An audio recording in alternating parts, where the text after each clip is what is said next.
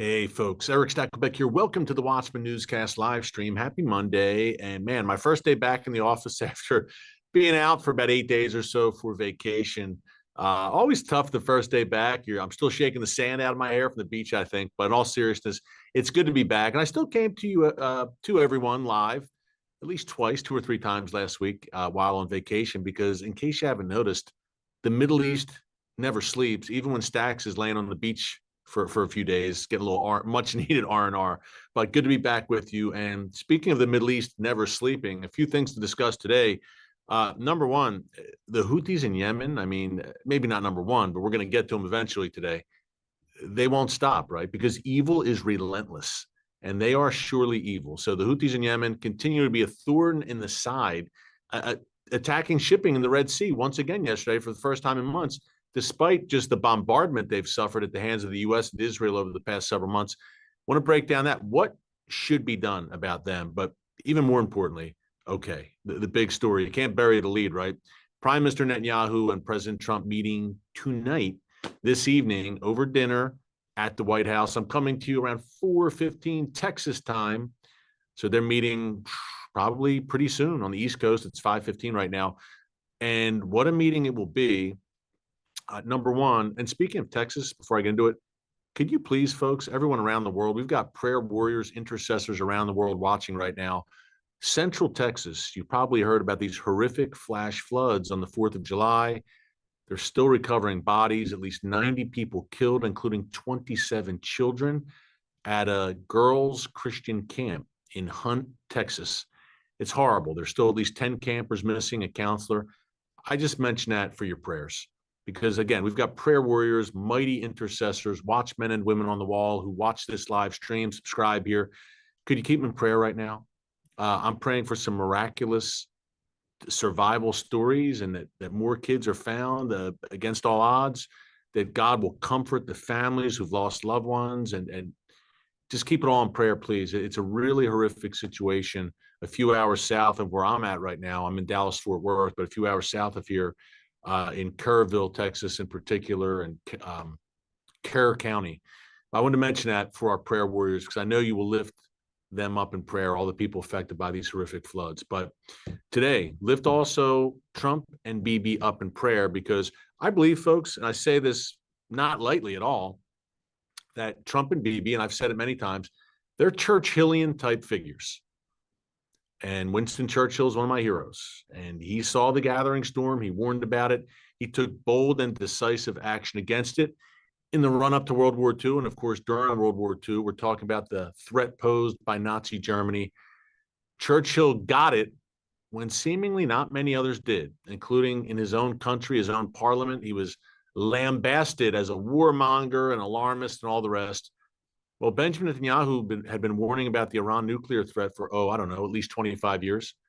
Donald Trump, from the time he came down the escalator in June 2015 and declared his candidacy for president the first time around, was warning about a nuclear Iran and declaring, not on my watch, it ain't going to happen.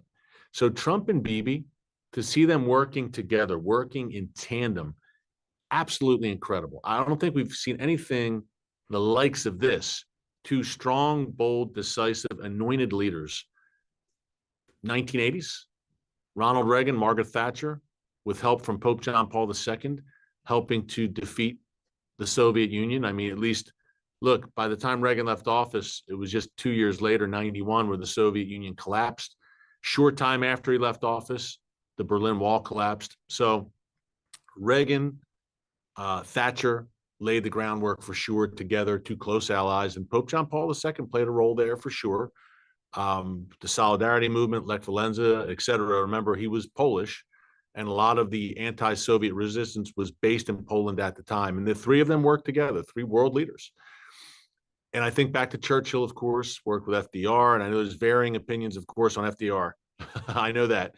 But just in general, these alliances between allies to defeat evil, I think we see one now with Trump and Bibi. And again, I believe it's an anointed alliance.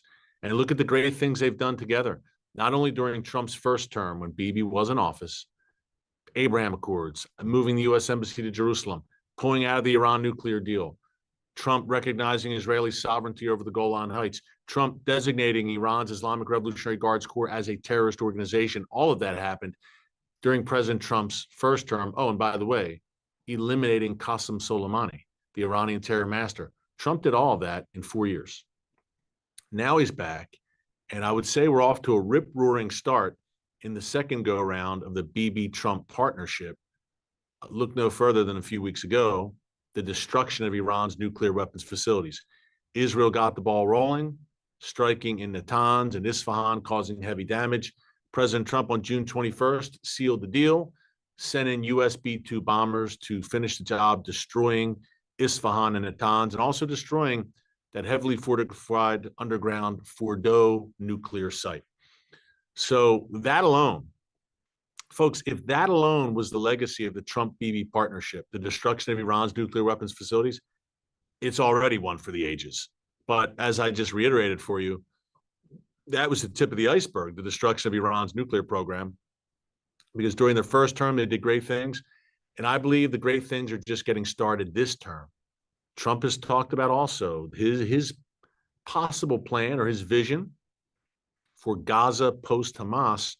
And certainly that will be at the forefront of these discussions. Again, tonight, they're going to be talking Gaza, clearly.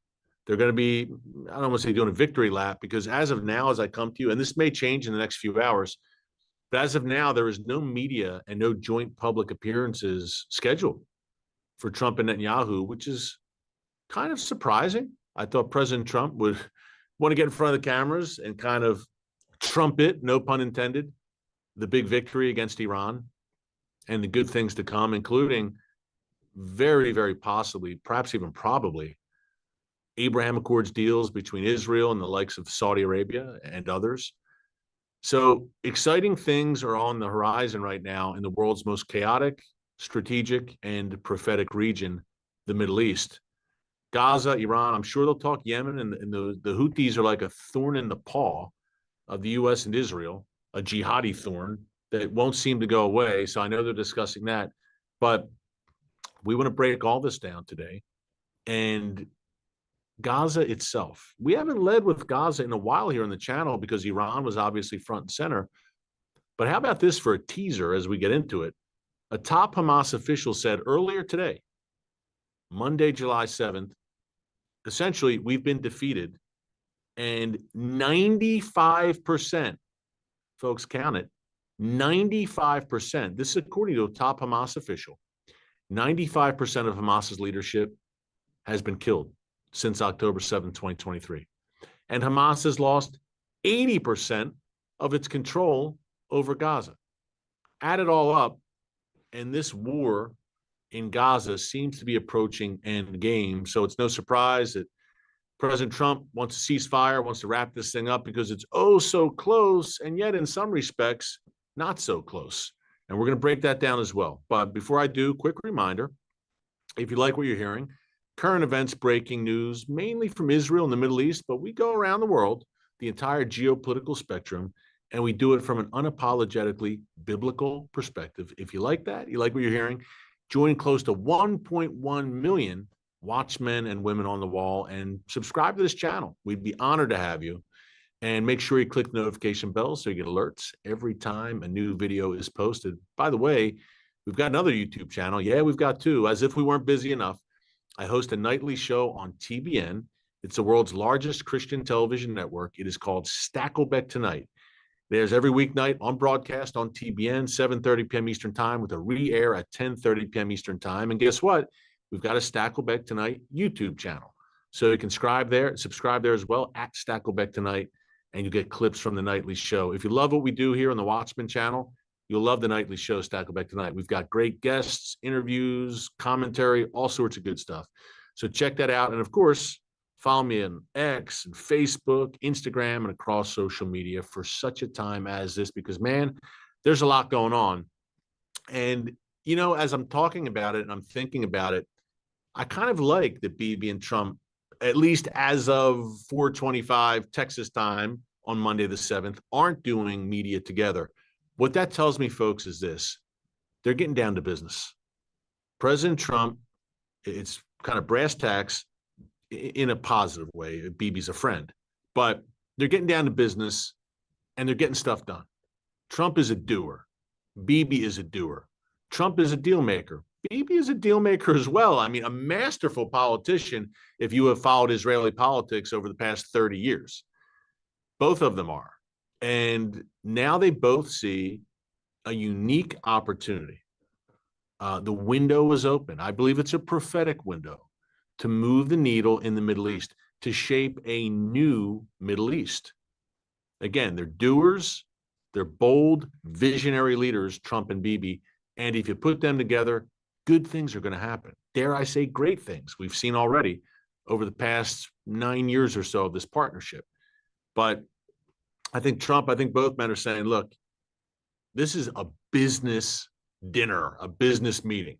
We're not going to have time to, get in front of the cameras and say flowery things. Not that they say flowery things, the two of them, but we want to get stuff done. And Bibi's not here for like 3 weeks. He needs to get down to business. And there's a sense of urgency. That's the key here. There's urgency on a few fronts. Number one, Iran. You might say, what are you talking about?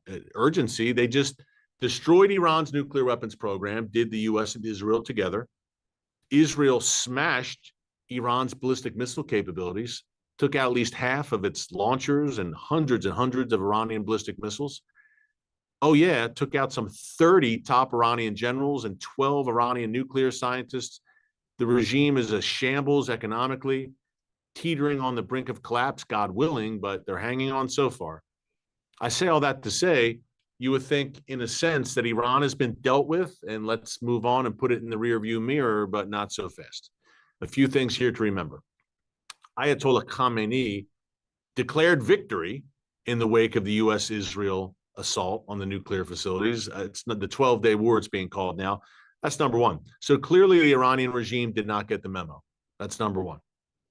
Number two, folks, I guarantee they are going to feverishly attempt to rebuild their missile stockpile and their nuclear program. Now, I think they may have difficulty on both fronts, because one of the items for discussion that Prime Minister Netanyahu will certainly bring up with President Trump is, hey, if Iran tries to revamp its nuclear program and its missile stockpiles, Mr. President, we just want to make sure it's okay with you that we go in and carry out some airstrikes to prevent that from happening, much like Israel does right now in Lebanon. Hezbollah has been largely defanged, as we've discussed many times here in the live stream.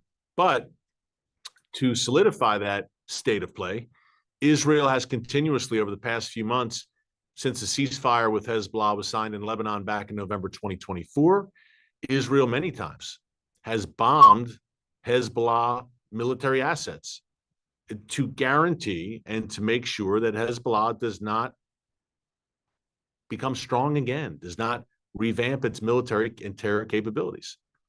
So I can tell you, Israel is going to want to do the same thing in Iran. And they've said as much, Israeli officials.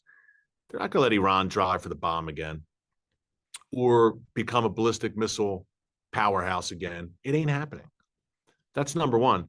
But number two to watch for, I think Iran has to make a decision now in that, okay, the nuclear program, the ballistic missile stockpiles, Israel and the U.S. have, especially Israel, have such great intelligence capabilities on our soil. This is Iran I'm talking about, that it's going to be awful tough for us to rebuild the nuclear and ballistic missile programs without them getting wind of it and walloping us. That's number one. Number two, they're terror proxies.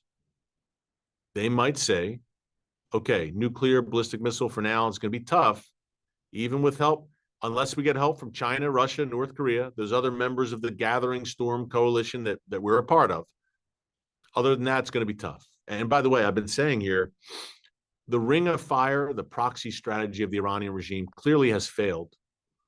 That ring of fire is essentially a smoldering heap of ruins right now. So it's clearly failed.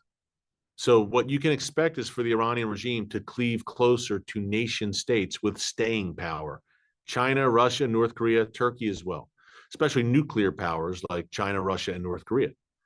Look, the terror groups Hamas, Hezbollah, soon to be the Houthis. We'll discuss that in a minute. The militias in Iraq. Assad is gone in Syria.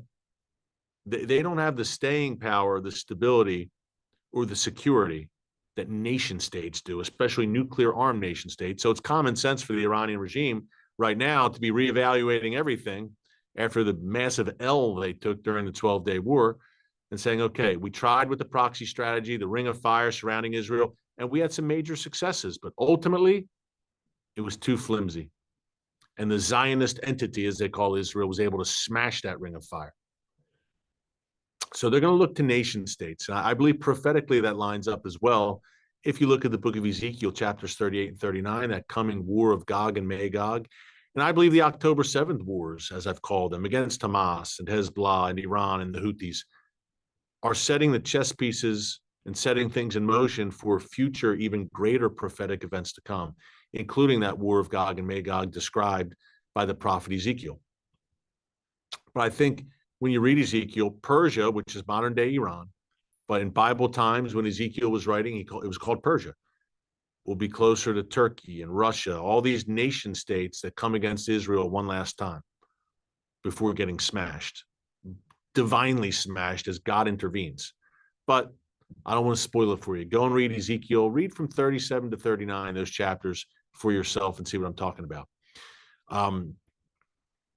But in the meantime, I think Iran, if it wants to remain relevant and still stick to its goal of destroying Israel, it may try to rearm and rebuild its proxies. I think Gaza's done. The Gaza ring on the Ring of Fire, it ain't coming back.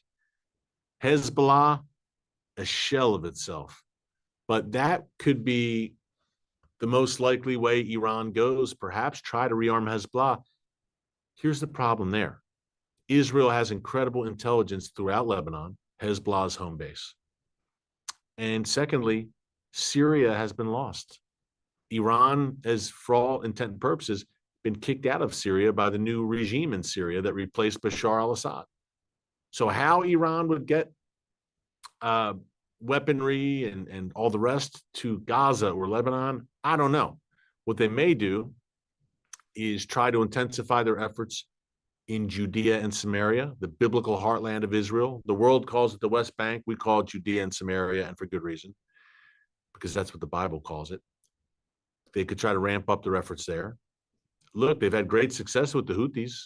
They could just further arm the Houthis.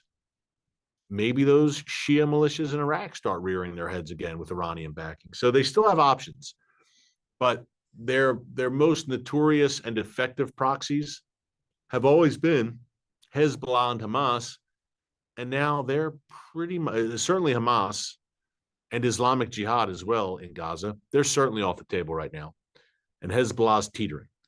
So it's not sure.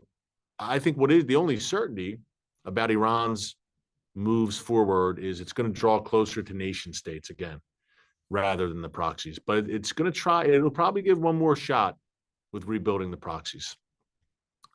As you can see, bottom line, the Iranian regime, its entire outlook and strategy is a shambles right now. It truly is. And that's a good day. That's a good thing. But that will be discussed today. Bibi Trump. Gaza, look, folks, I'm going to read this right off my phone for you.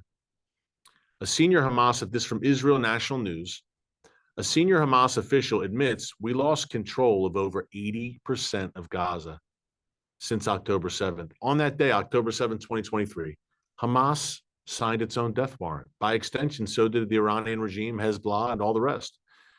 Senior Hamas official admits that nearly all of the terror group's leadership has been wiped out in the war, with Gaza descending into chaos as armed clans seize control and Hamas loses its ability to govern. That pretty much says it all. And you may see civil war break out in Gaza as these clans may finally challenge Hamas. A senior Hamas official revealed Monday morning, that's today, that approximately 95% of the terror group's leadership has been eliminated during the ongoing war with Israel. In an interview with BBC, the official admitted that Hamas has lost around 80% of control over Gaza, which has been overtaken again by armed clans. He attributed the collapse of Hamas's command and control structure to the extensive strikes and targeted eliminations carried out by Israel throughout the conflict. Hamas, this Hamas official added, has tried to reorganize its leadership, but continued Israeli operations thwarted any way to do that. And he said that Gaza residents looted the Hamas security headquarters. It's anarchy there. There is no security control anywhere, he said. There is no police activity, and security has completely collapsed. The situation in Gaza, he said, is one where armed gangs roam freely. They can detain or kill you, and no one would know. Hamas has zero control. There's no leadership, no command, no communication. The feeling is one of total collapse. That's a senior Hamas official to the BBC today. Pardon me if I'm not crying tears for you, Hamas. He says, oh, anyone could kill you or detain you. It's awful. Isn't that what you've been doing for the past, I don't know, nearly 20 years as you've run roughshod over Gaza? So bottom line is Trump and Bibi today discussing this. Hamas is now declaring defeat.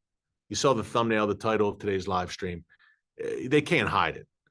I mean, you can't pull a Baghdad Bob and say, we're winning. Israel's on the run. They could try. Iran, Khamenei just did after he got walloped, declaring victory. But I think Hamas now is in its death throes. Actually, I know it is. There's still some 20 live Israeli hostages in Gaza. And there remains, I think, of at least 30 more who've been tragically killed by Hamas.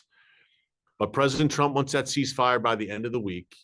He's impatient, and he wants to get this thing done. Bibi apparently is going to stick to his guns, according to reports I'm reading, and say, look, we can't prematurely pull out of Gaza unless Hamas's leadership is completely destroyed and they're eliminated as a threat entirely. There's been talk of exiling Hamas's leadership out of Gaza to a third country, to another country. Gaza is not a country, but to a country. So this is going to be a lot of pressure, I think, because the world continues to howl about Gaza, but Bibi, to his credit, said no. We're going to stick to our guns and finish the job. And here's a report from the Times of Israel. President Trump is dangling the possibility of an agreement between Israel and Syria as a carrot in exchange for Israel agreeing to end the war in Gaza. So, folks, you could see by the end of this week, I mean, Trump and Bibi both want to expand the Abraham Accords in a major way. You could see by the end of this week, we may not, but we may very well, as they're not doing any photo ops. They're working diligently. This is a working dinner, a working meeting. Who knows what we'll see announced by the end of this week as the prophetic chess pieces continue to move on the board? Because both Trump and Bibi want the Abraham Accords to ramp back up. And we're talking Saudi Arabia, Syria, Lebanon. There's even been discussion of Indonesia and Malaysia, which are populous Muslim nations not located in the Middle East, of course. But Indonesia is the most populous Muslim nation in the world. There's Oman's another one. And even really interesting reports out of Hebron in Israel, which is a Palestinian majority now, Arab majority area, but a biblical area. Hebron, for your Bible. Come on, Abraham, Isaac, and Jacob. They're only buried there, along with Rebecca, Sarah, and Leah at the tomb of the patriarchs in Hebron. But there's a group of Muslim Arab sheikhs, we would say sheikh, who are now saying, hey, we want to recognize Israel and have an Abraham Accords agreement with Israel. If the Palestinian Authority doesn't want to do it, we'll move outside of the Palestinian leadership. These are Palestinian, tribal leaders. We'll do it on our own. So that's fascinating. So things are happening. Be on the lookout this week. We might have some big announcements here on the channel because there's a lot going on right now. It's a new day in the Middle East, clearly. Everything's on the table. One major sticking point or one thorn in the side continues to be the Houthis in Yemen as we wrap up here. Now, Israel carried out some major strikes for, it's been a dozen, I think, times in the past year now. Let's see here. They bombed the Houthis in Yemen this morning after the Houthis attacked a commercial ship yesterday for the first time in months. The bulk carrier Magic Seas, the name of the ship, in the Red Sea. They attacked it. They claimed responsibility.